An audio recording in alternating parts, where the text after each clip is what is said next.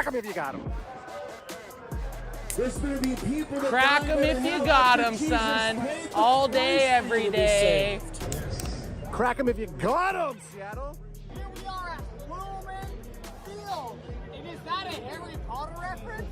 Maybe. I don't know. I've casted a lot of Lumen spells. Lumen videos. We want to see Deuce represent. We want to see him repeat. I want some repeats. And I don't need 3 beats if they repeat. I don't need 3 beats. I don't need if 3 they beats. repeat. If they repeat. Let's go. You don't think we're gonna make the postseason? Maybe wild card. So this is Maybe wild card. This is where I'm like, I'm good for a good ribbing, but like to say we're not gonna make the postseason, now I can't even argue with you. Because you've sucks. Oh God. You know it too. You know it. Who's your quarterback? Okay, we got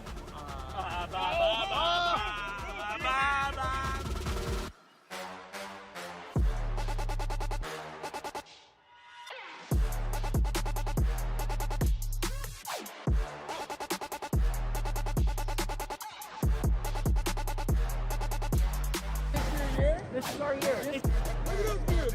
Look at those dudes. Look at those dudes. Look at those dudes. Let's go! Let's go, Cowboys! Let's go, baby!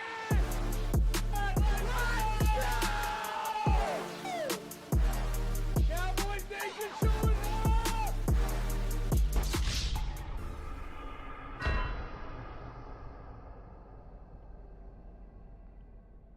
Most pristine athletes in modern history playing in the NFL. Even the offensive linemen are incredibly athletic. I mean, these guys are over 300 pounds, and you know they can Not only the size, but the speed of the linemen. Are you kidding fly me? on the field. You're telling me a guy that's 330 pounds meant to block a guy that's 290 pounds is faster than me? A sporty 240? High 240. High 240. High 240. I could beat any one of those guys right now, and I've drank a 6-pack. What? You're wearing Crocs. My 40 time is better than any of them. Erroneous. Erroneous. Erroneous. Erroneous on all accounts. I've never been more sure of anything in my life.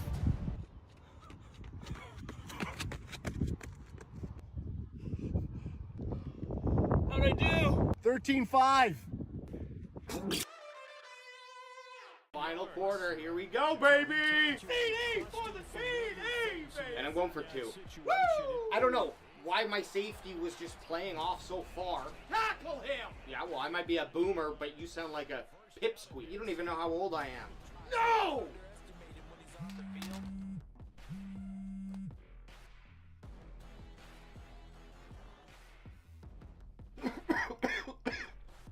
You little shit. You didn't win the game, I lost it. Make sure you know where he is because he understands how to Call get that a open throw? in key situations.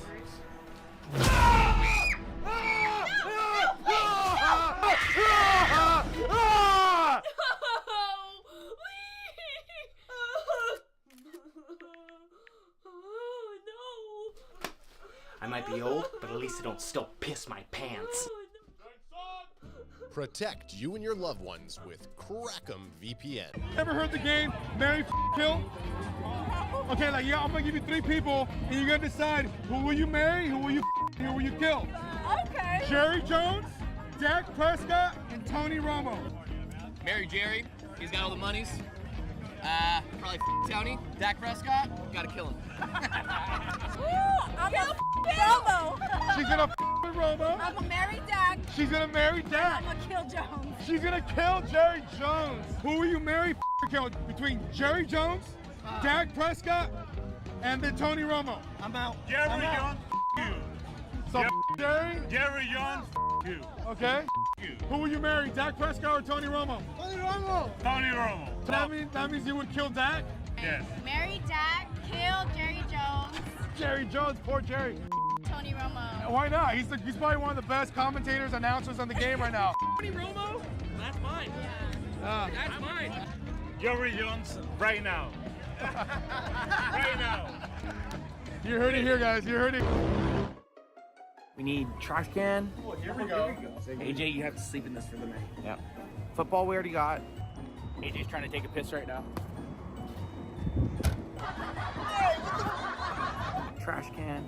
Stickers. Stickers. Couple stickies. Couple stickies. Yes. So we got a trash can. We're gonna go test it out in the toy aisle.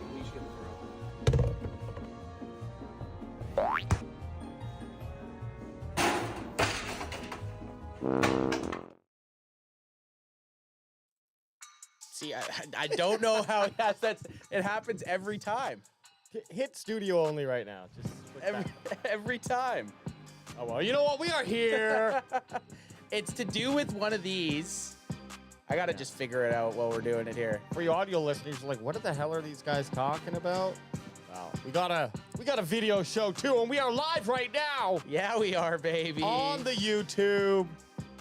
And we are being passionate today, right? Yeah, well, it didn't start off good, so I'm gonna get it better. Crack 'em if you got them. Hey, it's a lot Isn't better. it funny in the pre-show I said that was gonna happen? Because I know when I hit that, it Did you goes do crack to 'em if you got nothing. 'em? Yeah, crack 'em if you got them. Get them in you. Crack 'em if you got them, son. Crack 'em if you got them. Well, you know what? Chat, what's going on? Who cares? We'll figure it out. Figure But that it happens out. every time. And I look at these because Ad's got it figured out, and it's probably something easy for him. To me, I just don't know. I just don't know. But AJ, how the hell are you doing? As you can see, it's just Bandwagon Boy 2 and your boy Anthbest in the house. After that big-ass loss in San Francisco, we traveled home to the Great White North yesterday. And how are you feeling? We'll talk a little bit about how we're feeling because we are 3-4. That's a big storyline. 3-4.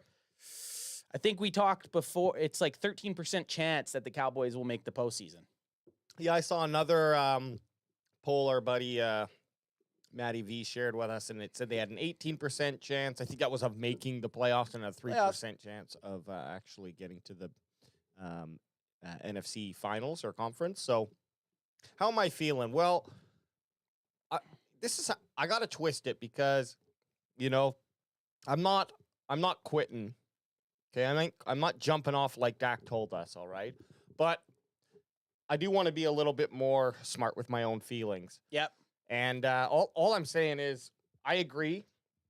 I want to give it this one last week before I start focusing my attention on next season, basically. Yeah, but 3-5, it's done. 3-5, it's done. And actually, to be fair, the Cowboys were 3-5 in 2018. And then you know what they did? They traded for Amari Cooper. And then they went on a run and they won the NFC East. So without some sort of big trade like that, 3-5 is you're done. So they'll play on the 3rd. The deadline's on the 5th. Usually stuff can still come out on the 6th or 7th, I believe, if like some sort of specific paperwork was fired on that time. Yep. So all I'm saying is if they do lose, it's still, I mean, obviously, yeah, there is still a chance the Eagles could do what they did last year and the Cowboys could continue to perform. But after the 5th, this is the team, and we just know how they do. Even if they have a good game, too inconsistent to... Too hard of a schedule. To be excited. Very hard schedule. So I'll just twist my perspective to looking forward to the future. Win this Sunday. If they win, then I don't need to start doing that yet. 3-5, it's kind of feeling a little grim. Yeah. Chat, what's going on? Brent Packer guy coming with some fucking shade right out of the gate. Try not to take this the wrong way, but I've seen you dance and y'all can't or throw a football like you make Trey Lance look accurate. Well, I hope we make an NFL quarterback that was drafted in the 1st round look accurate. You should see, if you think we throw bad, you should see me try to kick a football. That is a whole nother world. We got a bunch of people. We got Stone King up in the chat, Bandwagon Baba, Kilo C. You know, it's good to have the crew back. It kind of feels weird when we have, like, going to the game is fun, but I do miss live streaming the games. Like, live streaming the games, I'm not going to say is a better experience than a live game because if the San Francisco Niners would have lost and the Cowboys won, I would probably feel a little bit different than the last game we watched. Oh, yeah. But it's losing, I don't even know how to say this. Losing in person wasn't even that bad because everyone was pretty chill. Like, all the Niners fans were pretty chill. It's just like, maybe it's just that I'm starting to get that gloom of the season isn't what I expected it to be. Yeah. And this all too familiar of a feeling as a Cowboys fan. And this is what I would always say to you guys, like when the Cowboys were rolling and they were like, had 10 wins and we're getting to 12 wins. I was like, I mean, it's hard for me to be upset when the Cowboys are 12-5. Enjoy it, you got to enjoy it. And this is one of those seasons where they're gonna battle to fucking even be over 500. Like right now, they're battling to be a 500 team. So and this is where my mind goes is once we decide, let's say we lose on Sunday, and chances are that can happen. Then it's just about, okay, start putting guys out there who are younger, who need some time. Like keep CD and Dak rolling. Let CD get 2,100 yards, break the record, whatever. Who cares? But when I say let's see some guys who we haven't seen, well, we actually have been seeing them the last couple of weeks, to be honest, right? Yeah. So, but there really wouldn't be much more much to be excited about for the rest of the season. So that low draft pick is something that you can kind of at least cheer a loss on by. It sucks to be stoked on a win, but they're gonna just do enough. They're gonna do, if they don't make the postseason, they're gonna be just good enough that you're still picking at like 15 or something, Well, which there's still a lot of good players, but it's just like one of those feelings that because again, if you're not gonna make the postseason, then yeah, you wanna have a top 10 pick, right? If they finish say 8-9 or even 8 or 7-10, like they're not going to have one of the premier picks, which is unfortunate. No, and that's what I'm saying. That it would to make me feel excited, we have to get in the top 10. I don't want to spend a lot of time on this because I just brought it up and I don't know what it's going to say. But actually, here, this is fine. We can jump to a prospect if you want, but these are the top 10 prospects in there. You got Saunders, Hunter, Giante, of course, and then a bunch of other guys I don't really know. And I don't think you're getting any of those Ward. guys. Cam Ward, he's up there. He's in the battle. No, but for if the Cowboys Heisman. are in top 10, they will get one of these guys. Or, who the fuck knows what they will draft. But bunch of quarterbacks, which is really not who we're going after. So that bodes well. Yeah, that even gives you then that gives you a top 5 prospect. Top 5 prospect, yeah. Like best BPA guy, essentially. Exactly. So, all that being said, did you answer how you're feeling? Just kind of I'm feeling a little gloomy. And Stone King, I tune in because I like to hear Cowboys fans and Bears fans cry when they lose, but Can fans seem like cool dudes. Hey, but we do cry. We do cry though. We also have feelings, man. We have feelings, and we all cried. We all cried on Sunday night during our pre or post game Taco Bell drive-through session. Oh yeah, we hit that Taco Bell up twice. Was it 3 times in a row? No, just twice. We did it Saturday night and then Sunday night. Yeah, we had to double down, and then like a ghost, we were gone, and the ladies at the they thought they didn't even know if it was real. Yeah, they were like, "What was that? Is that what Canadians what are was like?" that tornado of people that just came through here at 10:30? Yeah, but no, look, game was fun, but now it really is on to the Falcons. Literally going to Falcons back-to-back away games for the Dallas Cowboys. 3-1 on the road, so I guess there's some positivity there. But yeah, have not looked good against teams that can play football this season. And right? I mean, they do got that Steelers win, which you got to put a little bit of something on. Oh, and yeah. I almost need to go back and look at that Steelers game. Granted, the Steelers right now are playing with Russell Wilson. They had Justin Fields in there, so you were kind of missing that deep ball kind of threat. So maybe that wasn't there really, but it was still the same Steelers defense that just tore apart the Giants and has done. And what are they, 6-2 right now or 5-2? Like 5-2, I believe. Like they're still the Steelers are still a really good team.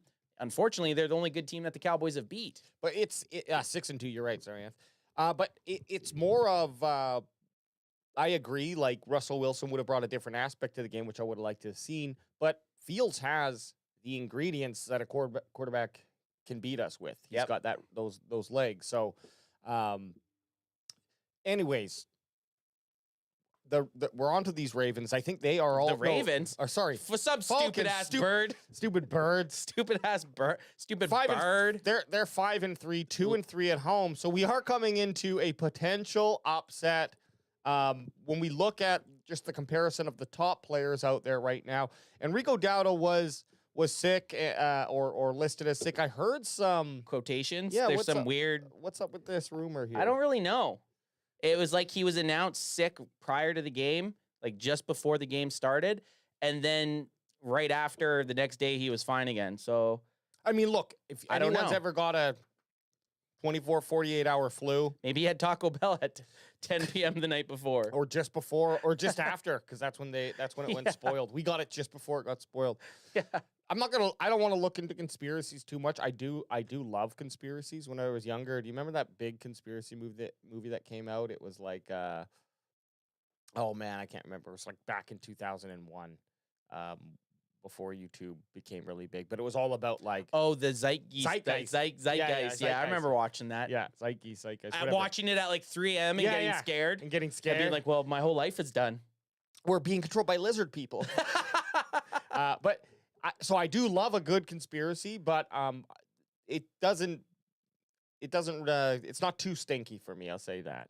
But what is stinky right here is the 10 touchdowns, 8 interceptions, and we talked on the Monday Hangover. I think it was 24-19 was what we're looking to His pace.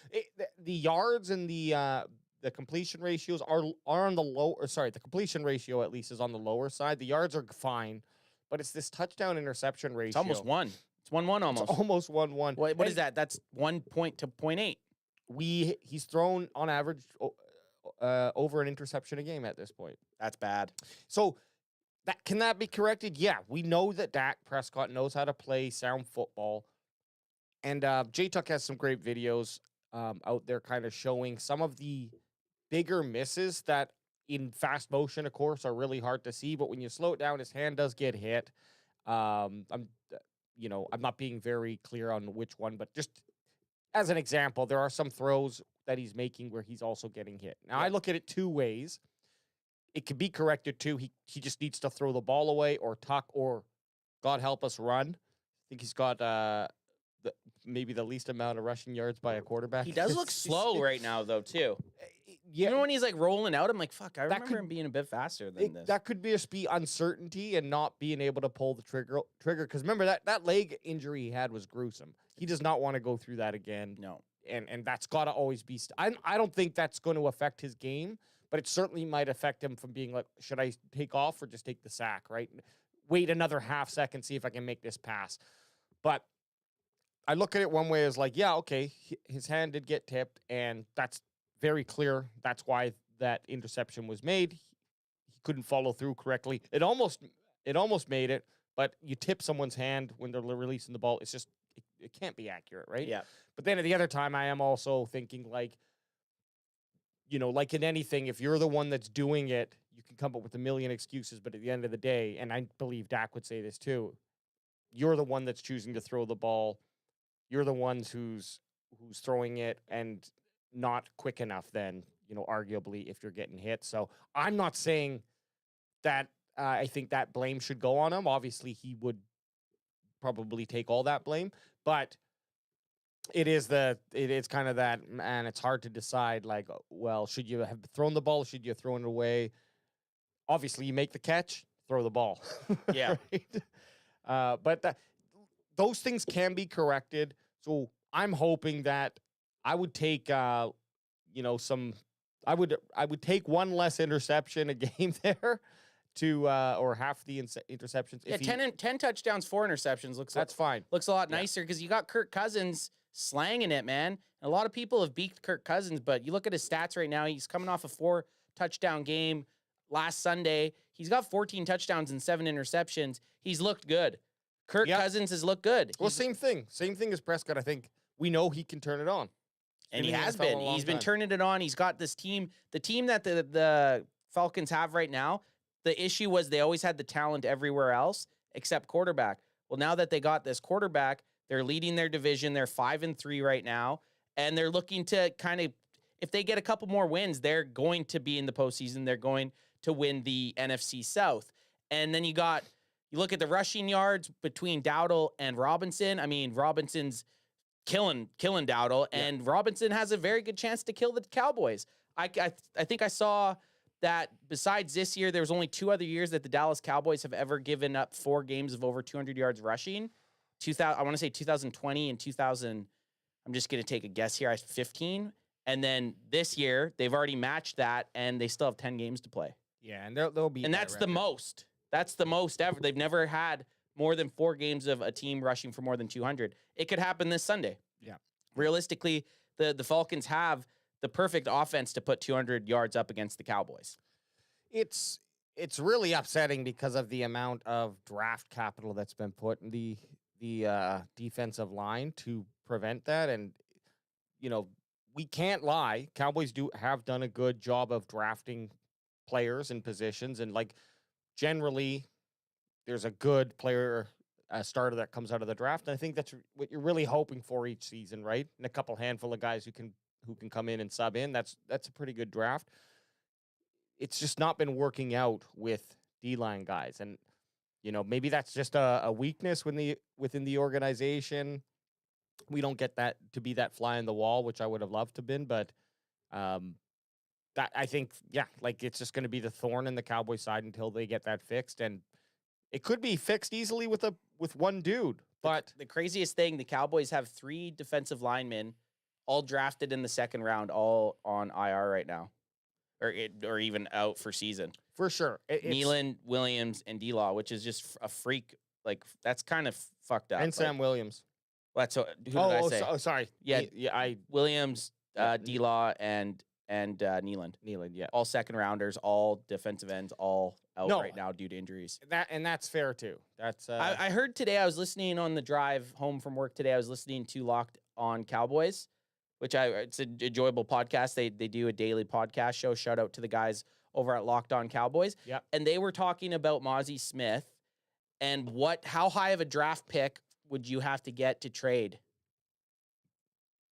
What would you have to get offered to give Mozzie Smith up to another team right now? What highest round? Ooh, well, what's the confidence of the people? Just straight up in a vacuum? Because right now I don't know that I'd trade him because who else is going to play that? Just but if someone offered you something, what would you say yes to? Oh, if someone was like, I'll give you a 5th round pick because he was a first round. Okay, because he was a first round pick, I'd want a 3rd, but I'd probably take a 4th. Yeah, I think that's the right answer, 3rd or 4th. Yeah, you can't give them up for a 5th or higher yet. No. And quite frankly, I wouldn't be willing to. I'd say no. We run this contract through, or at least till the option, and because you're not going to get back what you gave up there, and you got to hope, that he turns it around. It's it's got to be at some point it's going to click, right? You hope. We got Brent Packer Guy 19 watching, 4 likes. Hit that like and sub. Packer there we Guy. go. Brent Packer giving Guy. us some fire. And then we got Texas Tiff 1978. Hello, I wanted to say Brandon Aubrey and the other juror secured my safety as the victim in the trial and helped me to save others from my abuser. I don't know if that's legit. And that's Texas Tiff. Yeah, that was the great Texas Tiff trial of 2024. Attaboy, and Brandon Aubrey secured our hearts. I do want to shout out to Brent Packer Guy coming here, throwing some punches, knocking us down, but then he's the type of fighter that's gonna catch you before your head hits the ground and give you a kiss on the lips. I'm always okay with getting knocked down a bit to get built back up. Here's the thing, we deserve it, but outside of Eastside Herald, Who hasn't been around in a while. Hasn't been around, and this is the time that he should be around. He'd be able to be mopping us up. But I don't really find that we are. I think that we are through and through silver and blue. Okay, but we bleed blue around here, man. I think that we've always tried to be very. We're positive dudes, but we've always tried to be very realistic. And when someone sucks or we feel like the team played shitty, we come out there and say it. We don't try to do. We might be wrong with what the reason was. I'll give you that. But we don't pull punches on our own team, and so I'm okay when people don't pull punches on us. But make it funny. Yeah, make it funny. Make us laugh. Make us laugh. Say something funny. Don't just copy paste a comment from someone else. Come in, and please don't ever say cowgirls. Yeah, cowgirls we're done with. You're denounced. You're denounced if you do.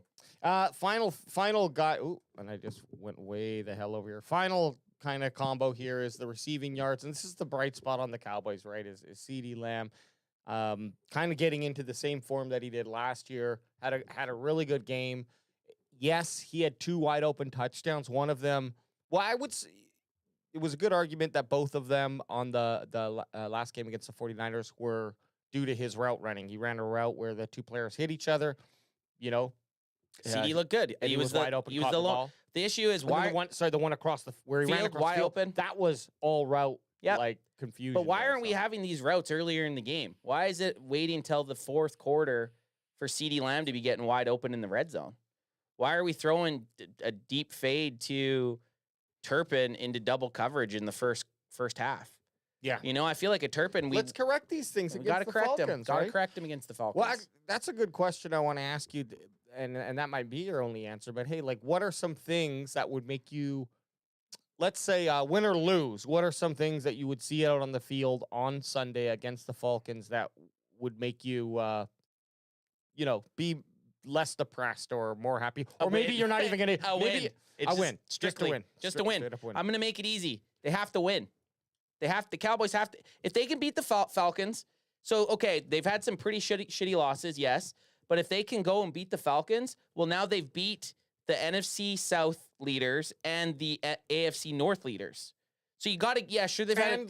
In fairness, Lions and Niners have had our number. There could just be some mojo there, right? Well, and then, yeah, they lost to the Lions, who are the NFC North leaders, right?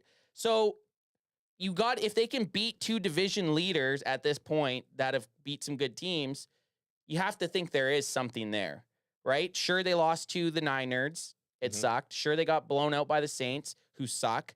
But if they can right now come out on Sunday, the 10 a.m. game, depending where you are in the world, and get a W, I'll feel better. If they lose, I think we're at the point that you can't even be happy with a good loss. It has to just be a win. Yeah. Yeah, because it like we mentioned, it's a tough one. And most of ESPN's analysis here, 57% of them are calling a Falcons victory. I don't know what you think about that, but I think it's fair. Honestly. I think it's fair.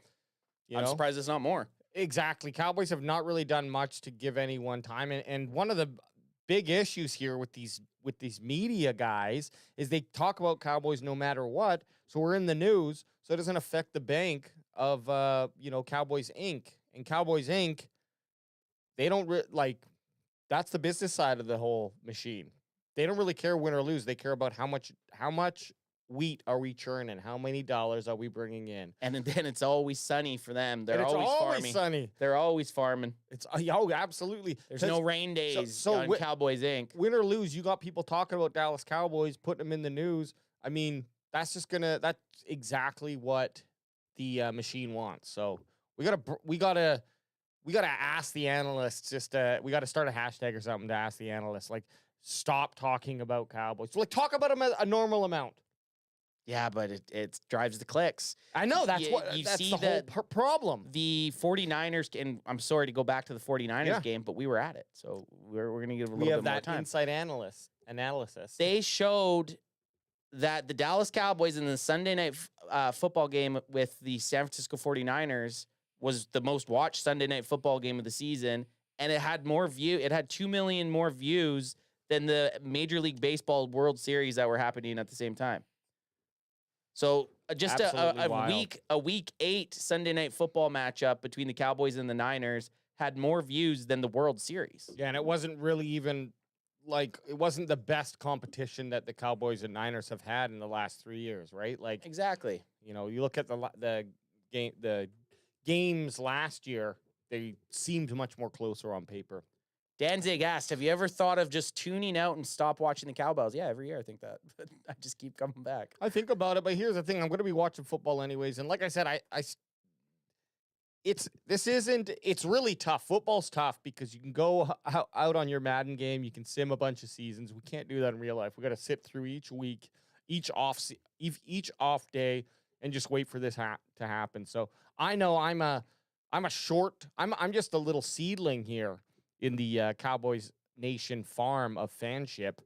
Hey, you like that? I liked it. But still, I realize it's going to be a long time. And the biggest problem right now is the GM situation with Jerry Jones. And that vampire of a man could probably live on for another 10 years.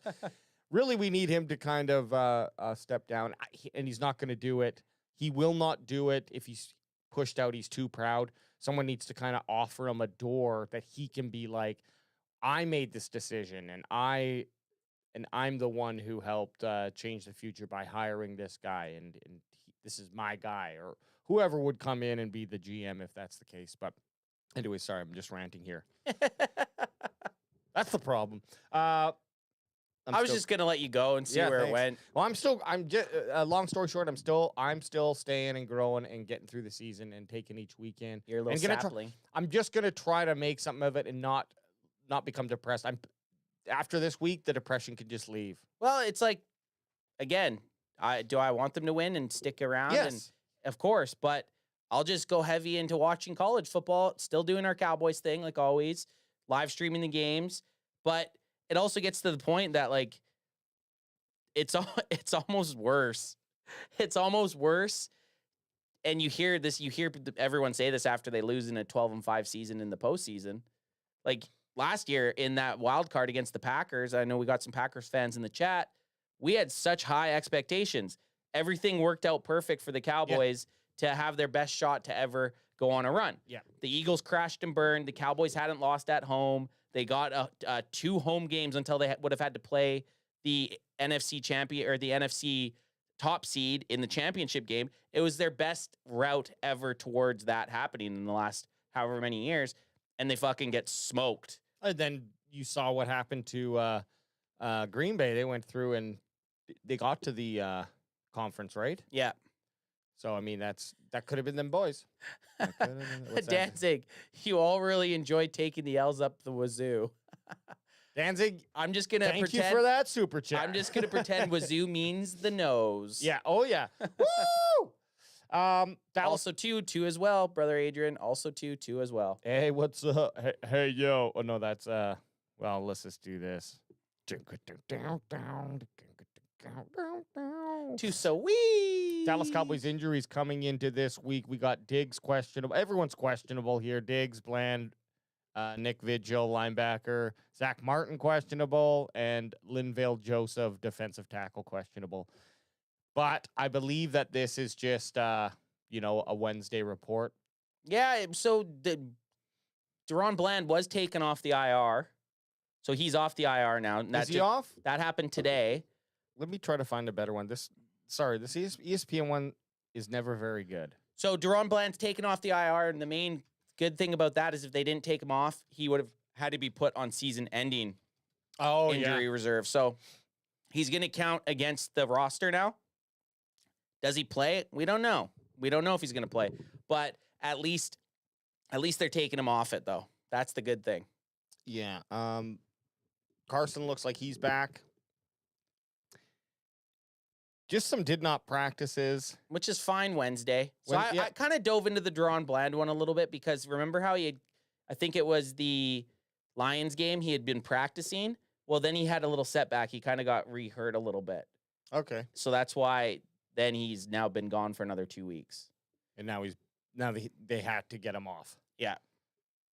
And then where the hell is the Falcons? Okay, they're not on this. Well, they're a bunch of little punks, little punk Falcons. Hey, can one of the main news networks do this for us? Looks like they did this one pretty good here. Yeah. Okay, there we go.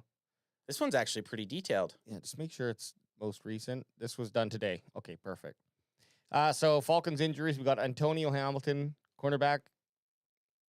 This is for I said Falcons. Okay, Alice, come on. Rook or Horo. I remember that one. Oh, row your boat. Oh, row your boat. Justin Simmons, safety. Chris Lindstrom, OG. Matt Juden, offensive linebacker. Which that's a big one. That's a big injury. Yep. JD Bertrand, linebacker. Hang on. Just crack him if you got him, son. Outside linebacker, offensive linebacker. Yeah. That doesn't exist, Alex. Drew Dahlman, Caden Ellis. Drew Dahlman, O-line, sorry. So they're banged up a little bit. Yeah, they're a little banged up. James Smith Williams, defensive line, and Troy Anderson, linebacker. So a little thin in linebacker. 1, 2, 3. 3 linebackers are injured there for the Falcons. Maybe we'll rush for 65 yards then. Well, here's the thing. Maybe it does open up a little bit of the field. I'd like to see Jake Ferguson go out there and do something. He's been fairly quiet. No touchdowns. No touch. I'm not saying that he's been playing terrible, but he's not being involved as he was last year, at least to this point of the season. And we did see a shift around this point last season or maybe it was just a week before, actually, sorry, last season, where we saw CD start to come on. The offense started to look a little bit better, or at least look a little bit more calm down. And I don't know. I don't know why Ferguson's not being involved more like he was or like he should be. He's been a quality catcher. Is it because it's like, all right, we shut him down then, and now there's only CD Lamb out there to make plays? Or I don't know what it is, man. To be honest, I think it's a lack of weapons, and yeah, they can kind of take guys out. And it's kind of, well, pull up Jake Ferguson's stats, actually. Let's see what his stats are. And I don't know how hard this would be for you to do, but are we able to look at his stats at this point from last year? Like, where was he after 7 games last year compared to the 7 games this year? Because he doesn't have a touchdown yet this season. I'd be surprised if he had more than 250 yards. Yeah, let's see what we can do. I'm sure we can.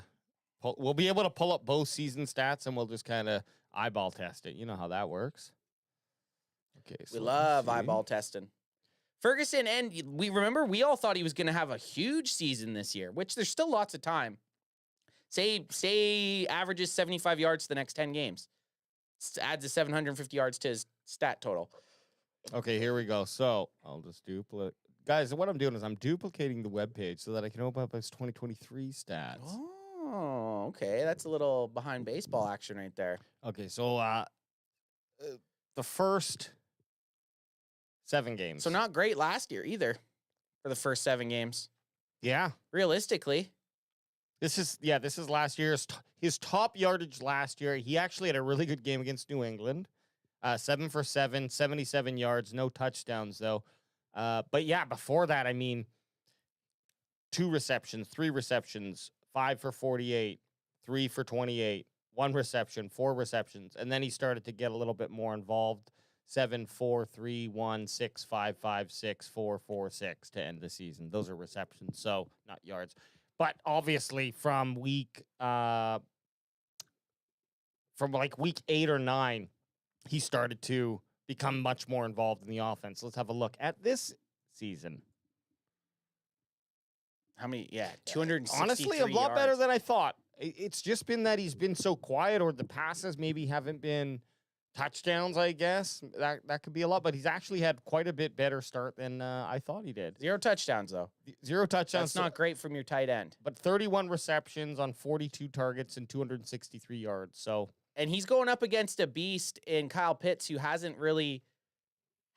counterpart with the Falcons, Kyle Pitts, hasn't really lived up to his draft status, but he's coming off one of his best games as a professional last week. Kyle Pitts had 2 touchdowns and over 100 yards, which is huge for him because he hadn't been doing that. So you have to have all your players doing something. And the Atlanta Falcons, they have guys at all levels that can do it. Kirk Cousins, Bijan Robinson, Algier. Then they have Drake London. Then they have Kyle Pitts. Like, there's a bunch of dudes for these Falcons who can get out there and score. And what I'm trying to get at here is the Cowboys can't just rely on just CeeDee Lamb.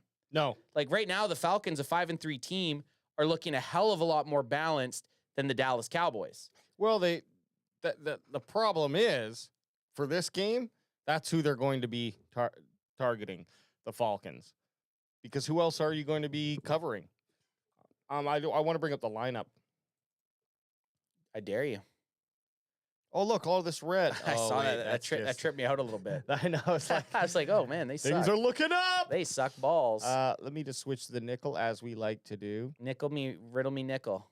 So we're going to have Mooney line up against Diggs. That's a pretty scary matchup. Mooney also had a big game last week. I know this because he's on my fantasy football team.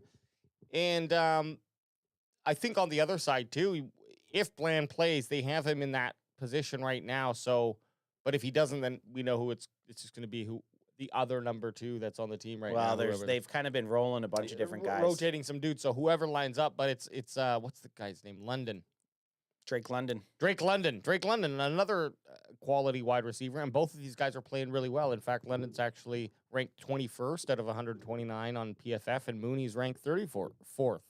Compare that to our defensive, to the cornerbacks they'd be going up against is the 94th overall Trevon Diggs, and then Bland, who is not ranked because he's just been injured all Because he's season. been hurt. It was funny. PFF, they went through the PFF guy rankings. They do that on Sunday Night Football because Chris Collinsworth had something to do with the creation of PFF. So on Sunday Night Football, they always will have the PFF rankings when they do the player entries. And the Cowboys rankings were atrocious. The only guys that were worth shit really were Jordan Lewis and Tyler Smith. Yeah, if we switch to our base, you can see that and Golston was okay. Sorry, offensive line? Well, no, just showed players that maybe he had a good game last week. Okay. Well, Golston, just comparatively on our defensive line, is by far the best player on that DLE or on the DL right now. He's ranked 27th. No one else on the line is ranked higher than 71st, and that's Osa Odigizua, no doubt. Which we haven't called his name much this year. No, and he had a good year last year, and he's kind of just fallen off a little bit. A lot of the pieces in the defense have Donovan Wilson, Malik Hooker, and who's the other guy in the backfield there? Haven't heard his name enough. I forgot about it, but I'll have to go back to our nickel to tell you. No, not Jordan Lewis. Anyways, Israel Mukuamu. Yeah, he hasn't played much. But safeties have really been, ho-hum as well. Safeties have been dog shit. Cornerbacks have been dog shit. Defensive line's been dog shit. Linebackers have been dog shit. Well, look, it's a chance for them to change things up this week here, and we look at the nickel package here, I guess, against the Cowboys with 3 wideouts. I'm just going across. I don't know. Is Cooks coming back this week? No, it's Brooks. Brooks is in with Lamb and Tolbert. We probably got Lamb going up against either Terrell or Hughes, or if he does play a couple slots, he'll be in there against Alfred, which would be an ideal matchup. The one good thing I've read and heard about the Falcons' defensive line, like you can look at their ratings, whatever you want, but their pass rush has been bad. They have not been good at getting to the quarterback, and their defensive coordinator doesn't like to blitz, so they try to get at you with just 4 players, and they're the only team worse than them at pass rush success rate is the Carolina Panthers. Okay. So the Falcons have not been able to generate a pass rush. That's the one thing that they got going for them, or that the Cowboys got going for them for their offense. Dak should have time this week to sit back and be able to hopefully find open receivers. Let's just hope that he doesn't get tricked and thrown into double coverage. But that is a good thing because Dak's had some issues with the pass rush this year. Well, he's going to need to have that time because the Cowboys are not going to help out too much with running the ball. We've seen that, and if they do, I'll be very happy. But I think that's that could be a game plan here. Is just go.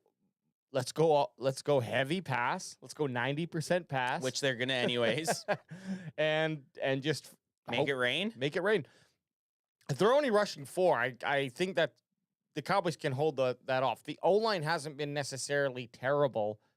They just not been good, up to par what we've seen in the past, right?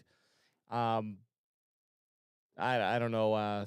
Ferguson's got to get in there, and then of course they even just have Hunter Lipke back here for a halfback. They've just given up putting like Zeke or Dalvin Cook or Rico Dowdle back there. They just put, okay, Lepke, you're going in there. Yeah. As far as PFF goes, you're just getting put in there.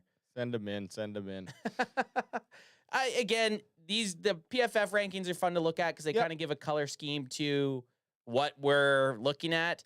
But you can only put so much merit into those also. Like CeeDee Lamb is a 70. Like, he has the ability to be a 90, right? Like things like that. Trevon Diggs has looked not great, but he has the ability to possibly be good. So it's hard to take into too much account, but I think it is a nice visual reference of how the team is generally, especially for us who don't watch many Falcons games. It is nice to see, and it has helped us out in past games. Actually, pull it up again, and I just want to see who's their best guy on defense. Just someone looks like their middle linebacker. Landman. Ooh. So we're watching. Sounds like a superhero. So I always like looking at that, seeing who their best player is on said offense or defense, and I'll be watching for him. What number is he? Landman is number 53. He's the 5th ranked linebacker. Shit, out of son. 81. So that's Great name, They actually too. have Landman, the linebacker.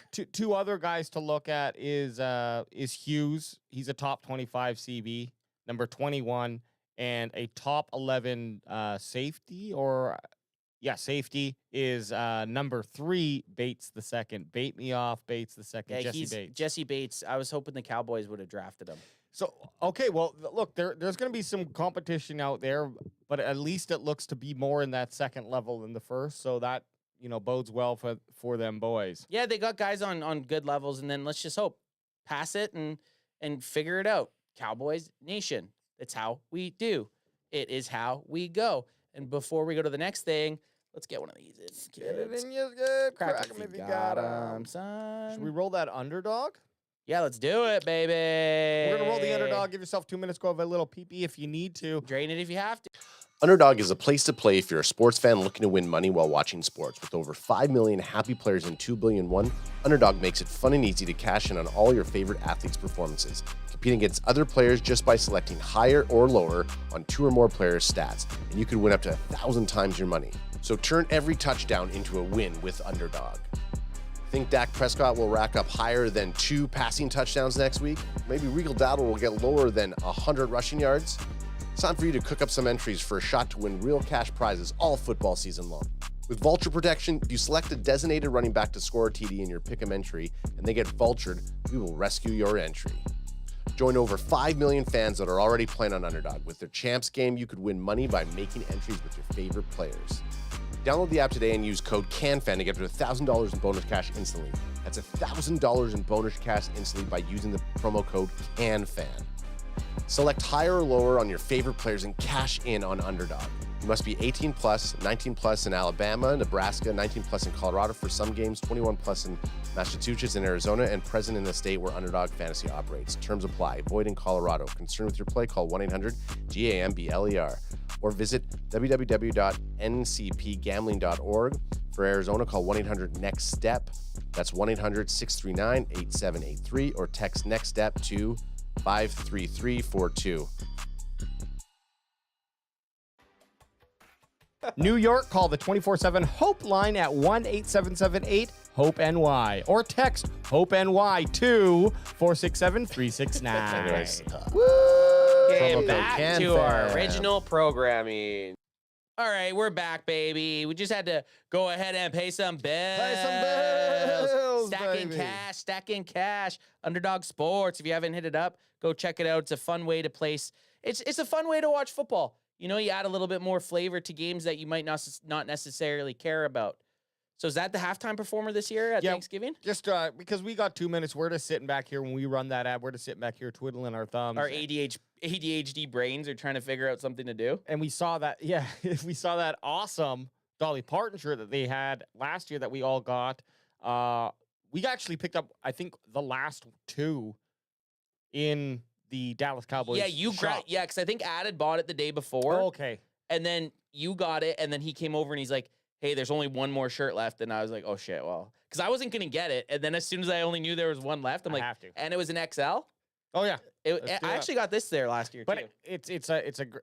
Oh, that's awesome. That's the Crucial catch from last year. Got it for like $30. But this year's act is another American singer-songwriter, female country singer, I guess, Lainey Wilson, who I think I know of, and I probably know I've heard her name. I could not tell you a single song that she sings, but I've heard the name Lainey Wilson. She's quite the looker. She's very good looking. She's a good-looking girl, of course, not as pleasant on the eyes as Dolly Parton or the Jonas Brothers or the J Bros, even with their ages included. But hey, looking forward to it. Lainey Wilson, we'll see you. But hey, can I say hey one more time? We're gonna look at the top 10.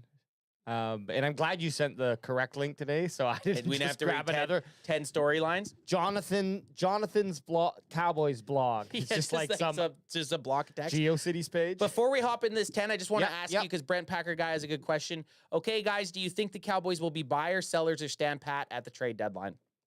Because we are kind of getting close to it. Well, unfortunately, not a lot to sell.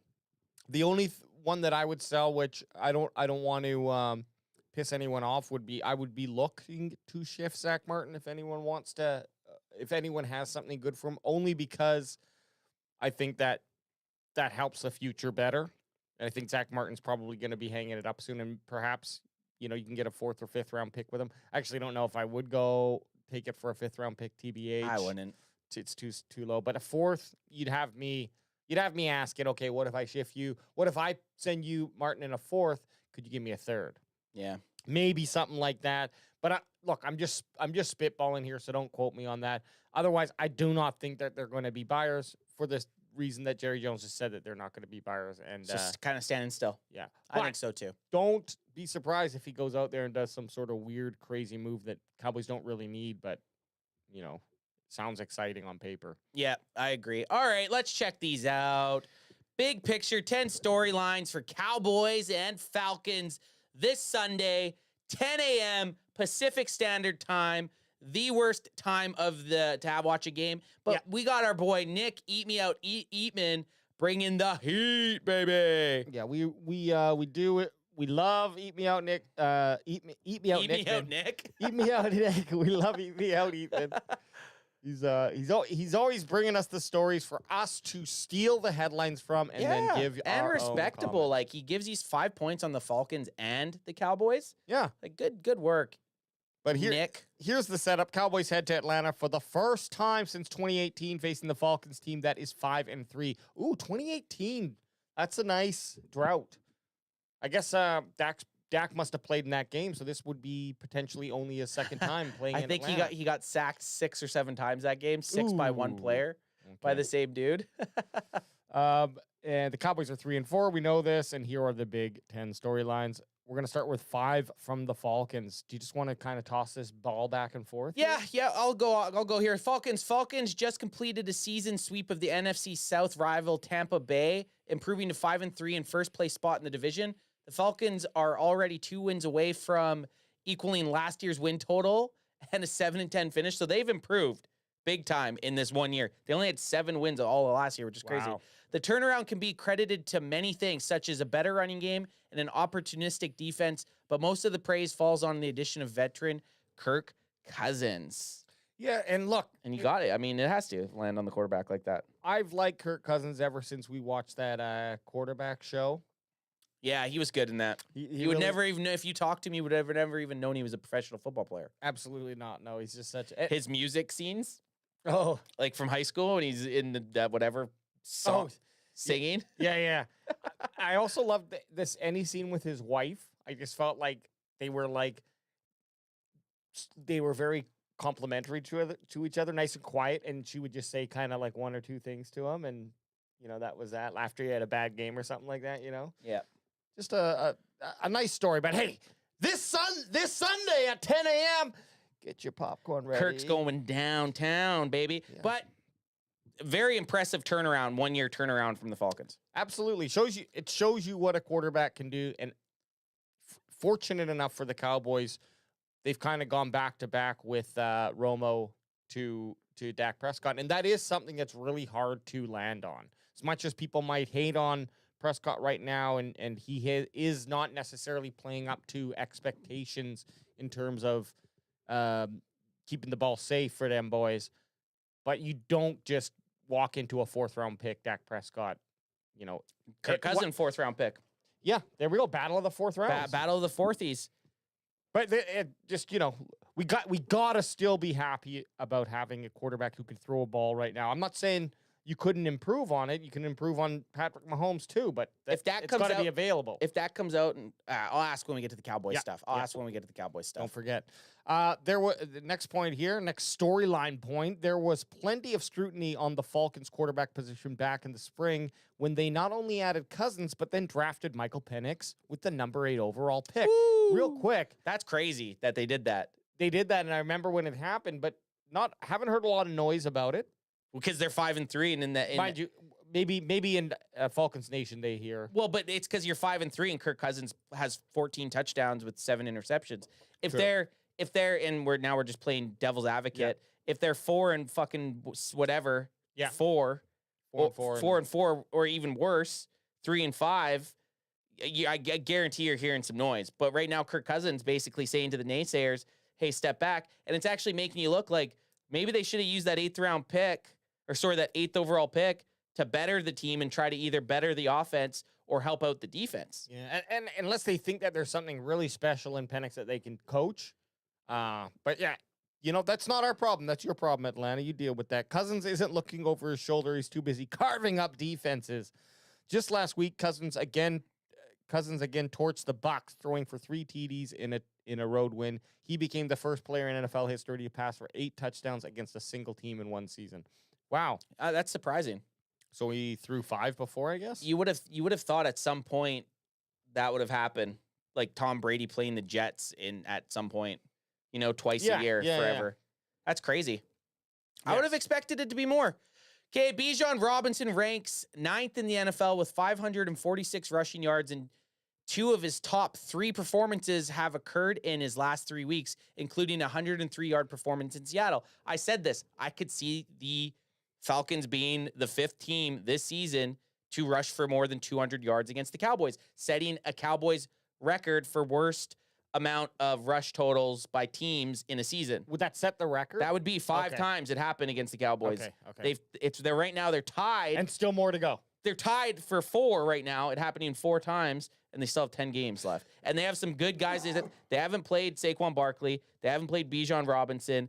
They haven't played against the running backs in Washington, right? So you got to think there's someone in the next 10 games going to put up 200 against the Cowboys. And you know what? I don't want to even worry about it if I'm the Cowboys. Go out there. Let them run 200-yard times. Let them run and then shut down Kirk Cousins. And if you can do that, then the rushing yards isn't a big deal. It's just another stat in history that no one's really going to look back on anyways.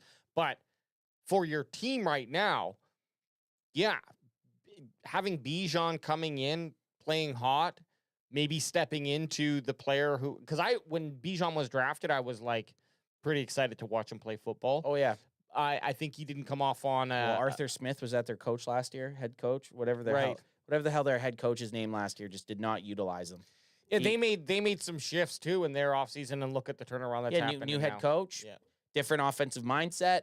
Bijan's 9th in rushing yards. Could jump up a couple spots after this week against the Cowboys. Yeah, 103-yard performance. So I think it's good to let's not get too wild if Bijan goes off and has a 5-6 yard average and gets 100 yards, and their team as a whole gets 200 yards. It's about winning the football game. I could care less about that stat at this point if they can get the dub. Yeah, let them rush. Let them rush for 200 yards. You just have to score touchdowns. Just score, please. Please score touchdowns. Please. Throw an interception for all I care. Just win the damn football game. Yeah, just please win. Just for the love of all the man upstairs. For Adam and for the love of the man downstairs, Clayton. Yeah, that's right, Clayton. And if you guys want BW1 back here, the Cowboys need to score. He said he's not coming back until Cowboys score another touchdown. So he did say that. Is this mine or yours? Mine. The Falcons are not considered a heavy pass rush team as they rank last in the league. I did say this. This is positive. I did say this. They rank last in sacks with just 6, despite acquiring Matthew Judon in a trade with the Patriots. Judon, who has 68 career sacks, has just 1.5 sacks this season. So that's been an epic, you brought this guy in and kind of maybe expected that you didn't need to now target a pass rusher at 8, right? That's one of the reasons you don't think you have to go out and get a premier pass rusher, because you brought in this Matt Judon who's been very good at rushing the quarterbacks. Like you can see, he had 68 career sacks prior to this, but 1.5 sacks over the first 8 games is not a very good average. That's a sack every 4 quarters, basically. Oh, sorry, not even. That's 0.25 of a sack. Yeah, essentially. So not great. So no, but it bodes well for the Cowboys, like we were talking about with Dak Prescott's being pressured. I think quite a bit more maybe than he's experienced in the past, and he's might be a little bit used to being able to kind of hang out in the pocket a little bit more. Also, adding on that he's certainly showing the less amount of enthusiasm to run the ball this season, I think, than anyone else. this is good. We want him to have time in the pocket. A lot of the passes, maybe he just needs that extra half second, and that is a major, big difference in the NFL when you look at quarterback release times and see how that 0.5 of seconds can really make a huge difference, right? From the top to the bottom, basically. Yeah, exactly. So this is good news. What we don't want, though, of course, is Matthew Judon to remember, oh, yeah, I was traded for this role, and then he comes in and gets 3.5 sacks. Yeah, 3 sacks, no doubt. Okay, and then they're moving on to tight end. Kyle Pitts has come on strong lately, including last week's game in which he caught 2 touchdowns against the Bucs. I knew this because he was very pivotal in my fantasy football win. Kyle Pitts has been known to not score many touchdowns since he's been in the NFL. He has 3 on the season, 2 coming last week. So he's starting to ramp up a little bit. Pitts had just 8 catches in his first 4 games of the season, but has 21 receptions in the last 4, showcasing the talents that made him such a lucrative draft commodity when he was picked number 4 overall back in 2021. So you look at that, he's more than doubled his receptions in the last 4 games prior to the first 4. That's an impressive arc. It says a lot because it shows either a growing confidence or they made some adjustments to help Kyle Pitts become more effective in that offense. So it's someone to definitely watch. Please don't put Dono Dub on him. Don't put Dono Dub on him. Who is going to play against Pitts then? That's a good question. Malik Hooker. I think Malik Hooker has to be the guy picking him up most of the time. Maybe Overshown can run with him a little bit. He's a fucking athletic freak. He is. He's an athletic freak. That's a really tough one because I would say Overshown just because I think it's like, look, I think he could probably match him better. And then with the distance to get to him. And still pop him. Can still pop him, makes the most sense. But at the same time, I don't want to take away what Overshown's been doing in the middle of the field because of how important him and Kendricks are to making stops. Sure. They might run for 10 yards, but at least they bring them down at the 10-yard line. Are we all rocking Overshown jerseys on Sunday? Hell yeah, I just got mine in. So, yeah, mine too. I saw mine over there. You got the blue one? Blue. 13. I got white. What color does that have? I don't even remember. Does he have color rush maybe Overshown? White, I think. Okay. He also has white. Maybe I got the color rush. I can't remember. Anyways. Did one of us get color rush? I thought so because I thought all 3 of us got or no, maybe Ad got the Thanksgiving Day one. Anyways, we all got Overshown jerseys. I think I haven't worn a jersey since the week 2 or the week. I think the Ravens lost. Yeah. Granted, I wore a Romo jersey. Had to at the San Fran game. I'm gonna rock an Overshown. We're getting back in the W column this week, baby. Yeah. We're getting one of these, and that's not for the Commanders. That's for the W that we're about to get. And we saw you, Commanders, by the way. We saw you calling us out. We saw you calling Cowboys Nation saying we want Dallas. It was weird. After a fluke fucking Hail Mary. After a fluke Hail Mary, it was number one. It was weird. That Hail Mary was awesome. Though. It was pretty cool. No, it would kind of suck to see Dan Quinn running down cheering for a Noah Brown game-winning touchdown. Oh. It was like a double kick. It was like a kick that got you in both balls. That's right. If someone told you 2 years ago or 3 years ago, because whenever Noah Brown was last on the 2 years, I think his last season with the Cowboys was 2022. If someone told you, hey, in the future we're going to see Noah Brown catching a game-winning touchdown against an opponent on a Hail Mary, and Dan Quinn's going to be celebrating, I'd be stoked. Exactly. Well, and then fast forward, the catch is it's like, hey, we told you it was going to happen. We told you, but it's for the 6-2 Washington Commanders. Crack him if you got him. Well, hey, for whatever reason, reading these storylines, I do feel a little bit better at this point. Yeah, going into play the Falcons. They match up. They match up. They're matching up nicely. They match up nicer than they do like a Lions, or a 49ers. Or we knew the Cowboys were going to get. I hate to say it, more than likely lose to the Lions. Get spanked out like they did, maybe not. No, not spanked out like they did. I still think, and I'm just a sucker for abuse, I guess, because I'm just not off the wagon yet. I'm not off the Cowboys. The attempt to make a postseason run, because if they can get a win here, it shows me that they can beat the Falcons are 100% going to be in the postseason. If the Cowboys can hang with them in their own stadium and beat them, why can't they go on to make the postseason? I agree with you in that if I'm looking at just purely the record 3-4, it's like, yeah, you can still come out and make the playoffs. Absolutely, playoffs. It's watching these games,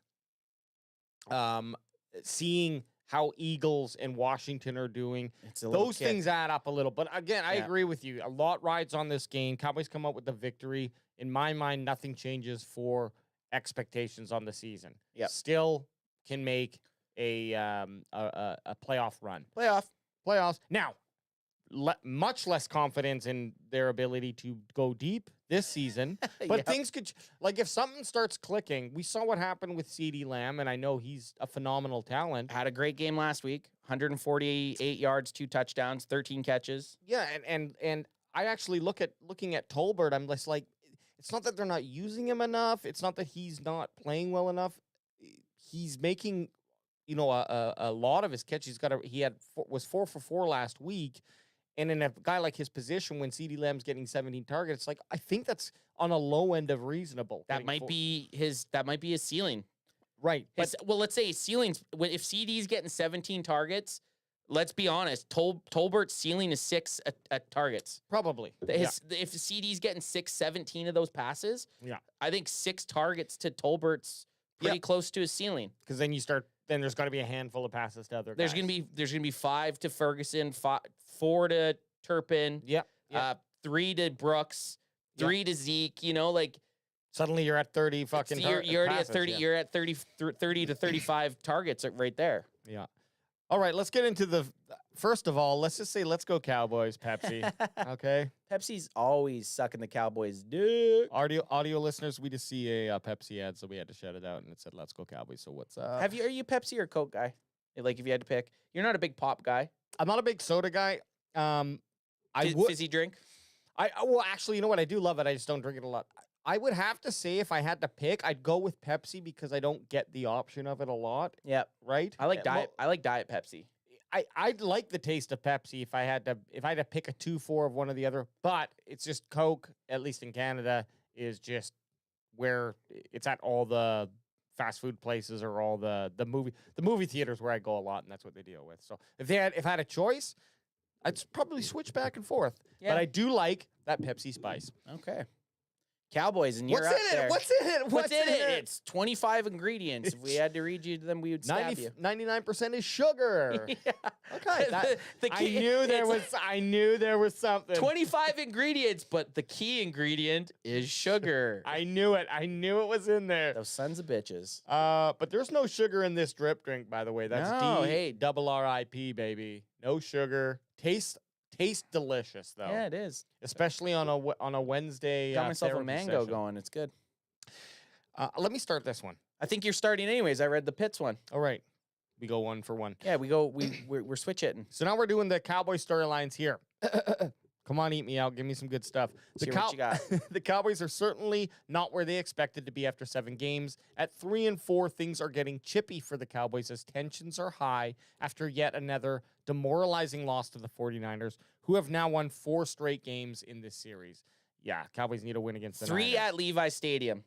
3 in a row at Levi Stadium. Come to AT&T, bitches. We're waiting for you. The last 3 games the Niners and the Cowboys have played have been at Levi's, and yeah, they've all been heartbreakers. The Cowboys started the third quarter with the lead, but were outscored 21, and it was too big of a deficit to recover from. So I don't really get. Is he just kind of? it's kind of shitting. But I think the point is the 21-1, like well, the we were outscored? we were talking about it. Yeah, the Cowboys lost the game against the 49ers because they fell apart in the third. Had they kept them to had they kept them to 1 3-point and scored 3 points themselves, we would have had a different fourth quarter, absolutely.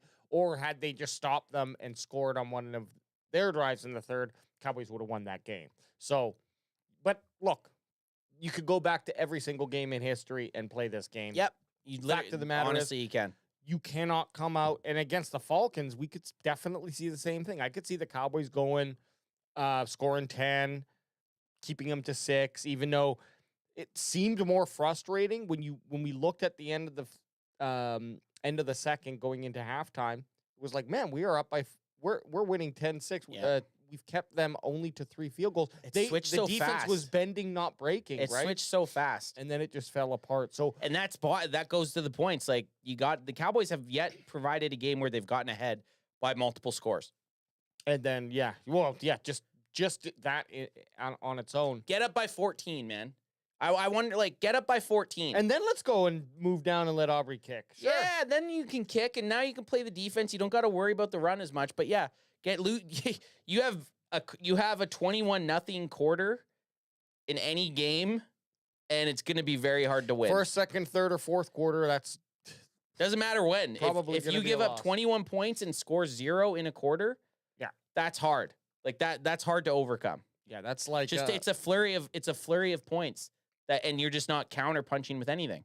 that's like I don't know if I don't think they still do this in Madden, but remember when they used to bring up like situations and you'd go in and it'd be like, all right, Right. you're down by 3 and you have the fourth quarter left and you'd have to go back and That try to was win. that. That was that. That whole- was that's that scenario. situation. It's fun. It's fun to play in a video game. It's horrible to watch. I'm telling you, I'm playing online Madden and I lose, or I'm in 10-6 going into the second quarter, and I leave the second quarter being down 27-10. I'm quitting. I'm rage quitting. 100%. Actually, I'm not. You know what? I'm not even rage quitting. I'm probably laughing at that point. I'm laughing and I'm like just now playing annoyingly and letting the time run down and take timeouts and getting purpose. doing anything I can to make him try to rage quit or her. Yeah. All right, here we go. Second point. Second storyline. Come on, Nick, give us a good one, buddy, baby. And this is kind of plagued the Cowboys for a little bit. Injuries have been a major issue for the Cowboys, especially on defense. The loss of Micah Parsons now for 3 games and perhaps another this week in Atlanta has been felt throughout the entire defense. Parsons has just 1 sack this year and has been out since a high ankle sprain against the Giants, which happened on September 26th. Was that week 3? Week 3? Week 3, yep. And then that same game, DeMarcus Lawrence has also been on IR with a foot injury after the same game. And Deron Bland foot has missed all of the season so far because he was hurt in training camp. And all 3 of those guys were on the Pro Bowl. 2 of them were all pros. You got to think that does brings matter. context. That brings context. You basically have 3 90s. You have 3 90 ranked players not on your. I mean, D-Law might not be a 90, but he's fringe. He's a fringe 90 player. He's an A player in my mind. Like if we're doing tiers, he's an upgrade to what we have to many teams. Because right now, say D-Law's there and Micah's out, well now you have D-Law and Golston. Golston's been holding his own. Now you have D-Law to help on that instead of fucking whatever bum was dehydrated P on the PFF grade. Yeah. You know? So the injuries do have credence, and I don't care what anyone says. That's 3 of your best players that are out. And you got to also... all on the same side, sorry. No, I'm just adding to that. DeMarcus Lawrence, let's say he was in and wasn't out with that foot injury. Is he out for the season? No. D-Law isn't. That's why they put him on IR. Okay, IR, that's the 4 games. Okay, so and then you can reevaluate. Okay, so because Nealand's probably out for season. Right, and this is where that's where I was going is, let's say Parsons was out, but Lawrence was still in. Now you're pairing Lawrence with Nealand or Lawrence with Williams, both guys who got injured early in the season. It's pretty crazy. Man, I would have loved, and we're not going to get to see it, and it's a really shitty for Williams, I think. Nealand, of course, was his that year. sucks. So Sammy Dubb, who's suspended right now, that we haven't really touched on because he's hurt, so it's kind of irrelevant. This would have been his time to shine. And he would have had a really good opportunity. We would have definitely seen who he was as a player. Yeah, you would have been getting 80 to 85% of the snaps. So it's fair to bring this all into context, but here's the problem is most of the gripes in Cowboys Nation hasn't necessarily been the defense. We know we suck at run defense. That's nothing new. That's 3 years running. But we are still able to go 12-5 with an offense that could score points. The previous 2 seasons when I think rushing really became a problem. I know we've gone 12-5 3 years in a row. And people might argue that it could be 3 years, but I'm, not confident in that statement. But it's not been the defense that has been frustrating, I don't think. It's been the offense. It's been the offense. So offense not being able to counter after, like, okay, we know who the defense is, okay? Yeah. Let's just take into example the San Francisco 49ers game. Sure, the defense gave up 21 points in the third quarter. Yeah, it sucked. But then the defense held them in the fourth. Yeah. The Cowboys came back within 6. The defense had a drive. The defense went out and held the Niners to a 3-and-out to get the ball back to the offense. Who gives a shit what the defense did at the rest of the game? Yeah. They got you the ball back with 2.5 minutes left, and 2 or 3 timeouts. That right there, I don't care if your team is still in it with 2 minutes left in the fourth quarter and the defense comes out and makes a critical stop for you. Then that is on the offense, 100%. And I do want to move on from this point, but just you got me thinking, okay, what would be the equivalent, real quick here, if we were to remove those players, their equivalent from the offense, and then how do you think the offense it'd would be terrible. You know what I mean? Like, it'd be so bad. Let's say Like, if you miss- let's say Tyler Smith's out Tyler Smith and then like CeeDee Lamb. and Steele. Yeah, you're getting bad. Like, sure, Steele's not great, but you're still getting smacked out. Steele's not great, But you have who's no. on the, Well, now, who's- you don't have a way to switch Hey, it around.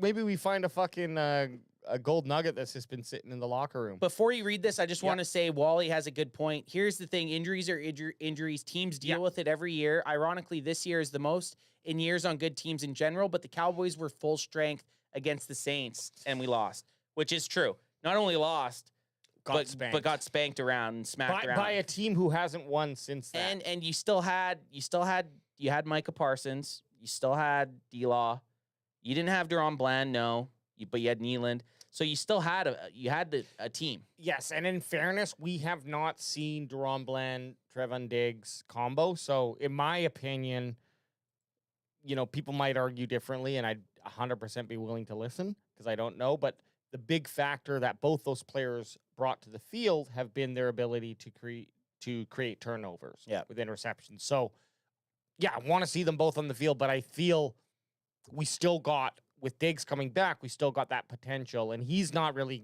come to play. Does he have I think maybe one interception this year? I think he's got maybe I think he has one, and I think it might have been against the Browns, actually.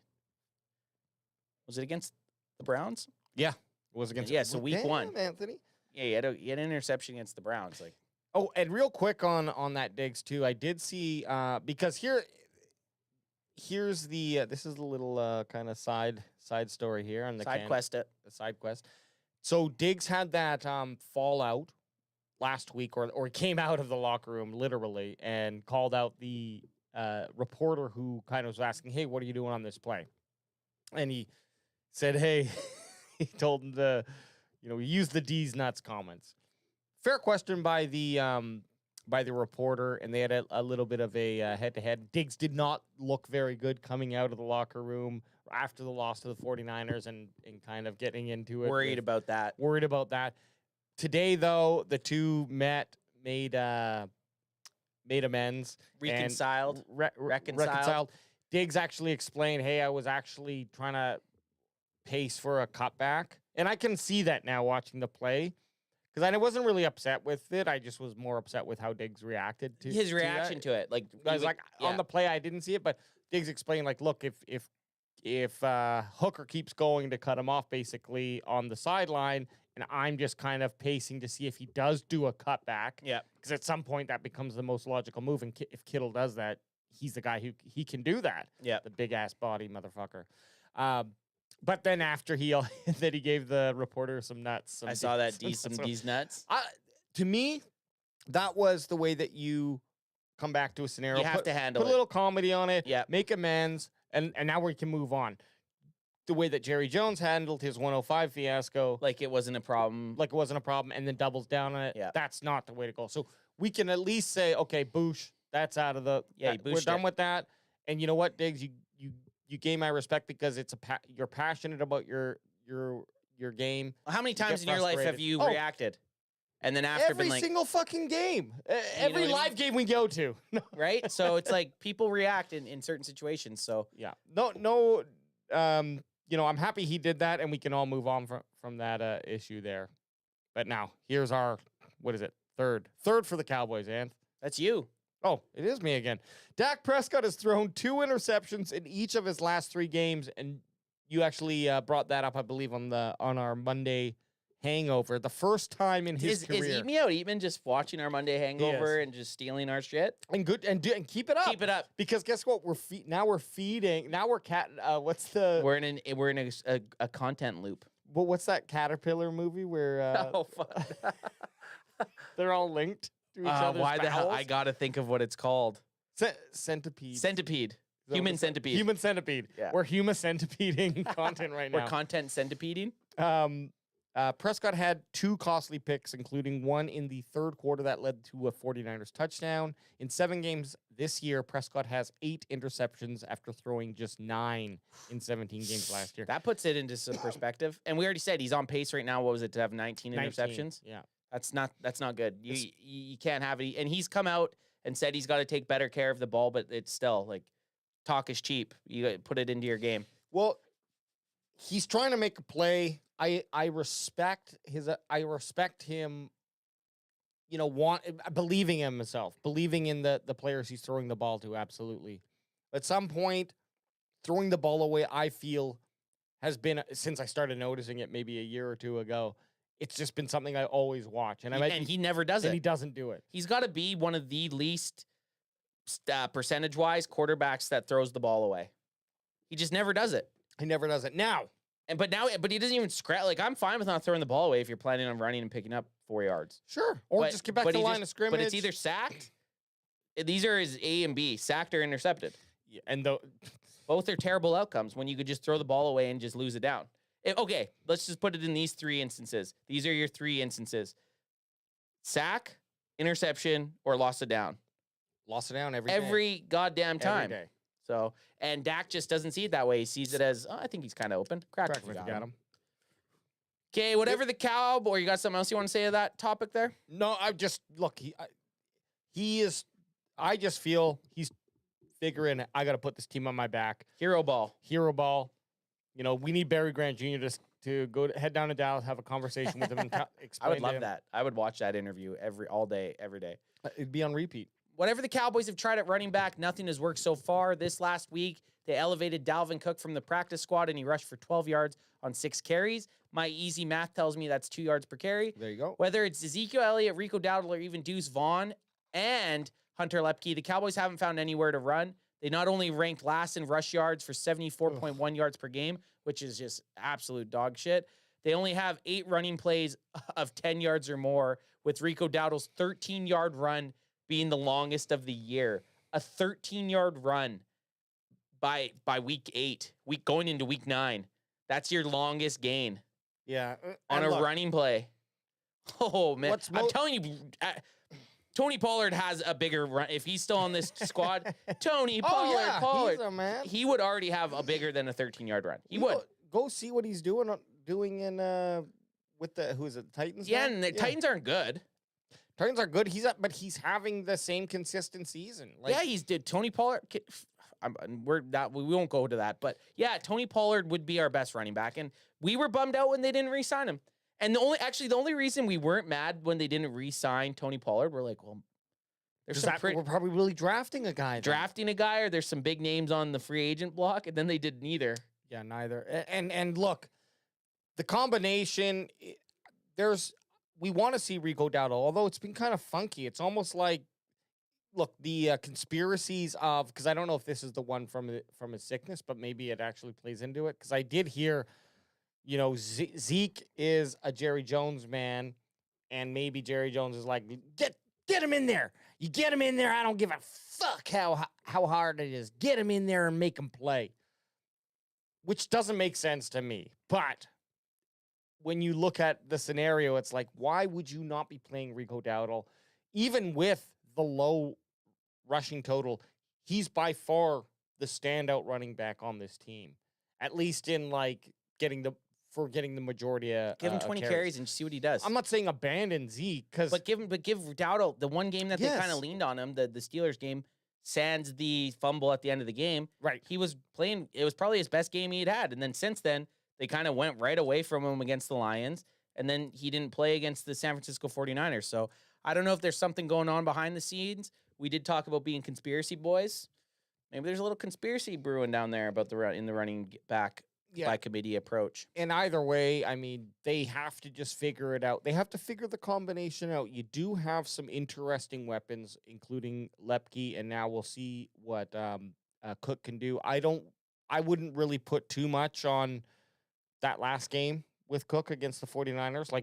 It's his first game. First game back. Let's not blow that ship up. But you got to start giving Cook more handoffs, more ball than Elliott at this point. Funny thing, in the last 3 drafts that I could that we've kind of followed, is Deuce Vaughn the only running back they've drafted? Well, I think he if is. you don't include Lepke. Yeah, like he actually drafted. Yeah. That's Oh, right. Yeah. That's pretty fucked up. Well, in fairness, too, they had Zeke and Pollard for the last 4 or 5 years. But I mean, just like even previous to that, sorry. like even going in, like Tony Pollard going into his last season in 2023, coming off a leg injury, and they didn't keep Zeke, and their replacement was Deuce Vaughn, was the guy they drafted. Well, it just makes that mind-boggling. The running game's a fucking disaster. All right, final point here, Ant. Is this me or you? It's you, buddy. Okay. You know, I got to ask every time. I know. Sure. I got you. What the Cowboys are missing in running the ball, they're not making up for in stopping the run. The team ranks 31st in the league, allowing 154.6 yards per game, including 223 to the 49ers, who are missing CMC and Jordan Mason. Now, or Jason Mason, sorry. Yeah, Jason Mason. He left the game injured. They do have that Isaac Guerrero kid. And Guerrendo, sorry. And he is a fantastically fast player, very smart team player. He looked good. Is that the Cowboys' shitty defense or Guerrero doing well? But he put up some nice numbers when given the ball. But it didn't matter as the 49ers were able to run out the clock when they needed to in the final minute. So that's the story of the game there. And one interesting thing, which I don't remember seeing ever in the last 4 years we've been doing this podcast, is the Cowboys being ranked last in, or bottom 3 in so many things. Yeah, anything on defense, they're right at the bottom. Usually offense too. Overall, they're not good. Well, it's not uncommon for a team to say rank in the top 3 passing and say 20th, 15th, bottom 20th, bottom third of the opposite on rushing. But then you look at their overall, and they're still in that top 3 because they're a passing game team, or vice versa. What's not good to see is that, sure, they're low. They have no running game, but the passing game also is just without CeeDee Lamb. Of course, it would be fucking dismal. But it's just feeling lackluster, I guess. Maybe it's not on paper. Maybe it's not statistically, but it doesn't seem like the threat is there. And even though Turpin had that really good down the sideline run, the ball hit his hands. He's not a big dude, but he did enough to get past the defender. That would have been such a game-changing moment. Alas. I don't even like to think about it. I know, I'm sorry. And it's funny, I don't even remember watching it happen live. It would have changed my I watched it live. Funny enough, Clayton does. When we got back, you fell asleep on the couch, added, went to bed. I was like, oh, I'm going to watch the highlights just to see if it was as bad as I remember it. I'm like watching it. I'm like, fuck, they have a chance here at the last 2 minutes. And then the Turpin drop. I'm like, yeah, I need to watch ads footage to see how we reacted to that. No, I remember. The thing drop. is, I watch, I'm watching the field, right? So when it happens, there's 3 group of guys, how it was. You can't really see. You can't really tell exactly. And then I was probably just pissed and wasn't watching the board. But yeah, that was a crucial drop. What are we just going to do? Score predictions and boldies? Yeah, let's do scores and boldies. And we will save a spot for Adam so you guys don't get upset here. Falcons, Cowboys. At this point, it's hard. I don't even know what to expect, really. I called a 37-36 win for the Cowboys last week. It's pretty wrong there. Maybe bring it in a little. Maybe tighten it up a little. Tighten the ship up. No, I got to go crazy. I'm gonna go Cowboys 38, Falcons 24. You think about that? Tighten that ship. 24 seems realistic. 38, you got to prove it to me. But I'm not. I honestly, what's the highest the Cowboys have scored? 33 against the Browns. Well, I don't even think they've sniffed 30 besides that. But at some point, it's got to happen. It bodes well for the strengths of the Dallas Cowboys, which is Dak Prescott to CeeDee Lamb, that he's going to have extra time. So we can see that. You know those delusional fans, Cowboys fans that people warn you about? It's because guys like me calling a 38-24 victory. Well, this is how I can math it for you. 15 kicker points. Yeah, okay. 14 points to CeeDee Lamb, and then fill in the rest. Yeah, I guess. It's doable. Someone else gets. When you say that, it doesn't seem as unlikely. Am I doing both? Yeah, sure. Shoot your boldy too. Unless you need a second, I can go with my score. Yeah, you go your score. I mean, this is the game that I think I would want to go against the Cowboys just for the sake of doing it, but I'm not going to do that because we have always, in our history, always predicted a Cowboys victory, and I'm going to keep that trend going. I mean, okay?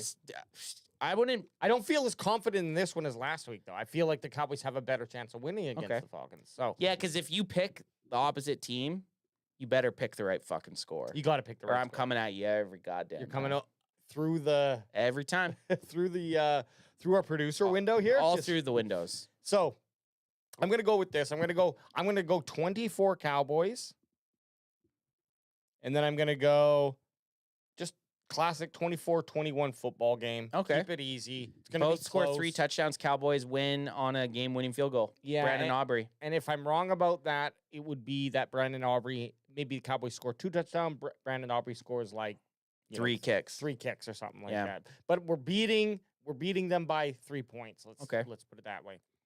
Boldies. Man, boldies are tough. Fuck.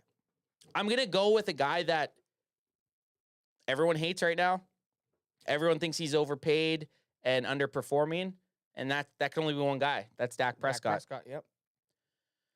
What can you get me Dak's stats up here for a sec? I just want to kind of see what he's done. I know that's what I was. I kind of want to see what he's done this season, just so I can see boldness wise. Let me pull this. Yeah, pull that up over here. Let me see here. You want to see all of? Can you boost it in games? just a bit? And then just zoom that in, kind of just so. Yeah, okay, right there. That's perfect. Okay, so I mean, he had a good game against Pittsburgh, and I'm thinking something like that. Yeah. I'm gonna go Dak Prescott to beat his season. Oh man, he had 379 against Baltimore. Just real quick, look at those attempts. That's a lot of attempts. It's a lot of attempts, but guess what? Dak Prescott's going for 400 plus, 3 touchdowns, and this is the one that's going to make it bold. 0 interceptions. So 400's tough to do. 3 touchdowns is tough to do, but I think the hardest thing when you're throwing the ball that much is to not throw a pick. 3 touch? So I'm going 400 yards, 3 touchdowns, 0 interceptions for Dak Prescott. Am I insane? Yeah, it might be. Yeah, but you got to be a little crazy in this world. You got to be crazy so that when one of your bolds hits, you can clip it. Okay, and then I'm gonna be going over here and looking at CeeDee Lamb because I just want to see my prediction. Lamb. I just want to see these nuts. CeeDee Lamb. Do you think CeeDee said after? Said those are my nuts. Yeah, after Diggs call says, "Hey, you can't have my nuts." Would have been funny if he put CD's nuts on the. Where the hell's the receiving game log? stats? Oh, game log, right? Sorry. Gotta click that game log, son. Okay. Can't get crazy like that. Okay, this one I'm liking to see. I think we're gonna see CD's best. We're gonna see. He's going to outperform his San Fran game. He's going to get 14 receptions. He's going to get 150 yards. He's going to get 2 touchdowns. That we could both get our boldies then. Yeah. I like that we could both. I like best game of the season. I like that we're in unison with our boldies. I like that. Bandwagon Bob was asking about the Cowboys rankings. We're not going to do that tonight just because we're already kind of going past our hour and a half time slot. And it makes me mad. They're probably in like the 20s somewhere. Yeah, we're going to have, and you know what? Let's hit that pregame. We'll hit that pregame. Hit that pregame. We got to get BWB. We got to get BWB1's shit anyways. Yep. We always have like nothing to talk about pregame. We just got to have fun. So that'll be fun to do the NFL rankings. Alrighty, we are out until 9 a.m. Sunday morning Pacific Standard Time. We will be live an hour before kickoff for the Cowboys Falcons game. And this is gut check time, man. This is gut check time. Cowboys Nation, bring your towels. Bring your cum towels. Bring your fucking intensity. We got a game here, and this game means a lot. It does. And I'm not even gonna say a Falcons fan. If you know somebody who's not a Cowboys fan, who's shitting all over them boys, how about you go ahead and tell them to go fuck themselves? And then now I need to figure out what I'm trying to click. Let's hit main. and then just stop it. And we out.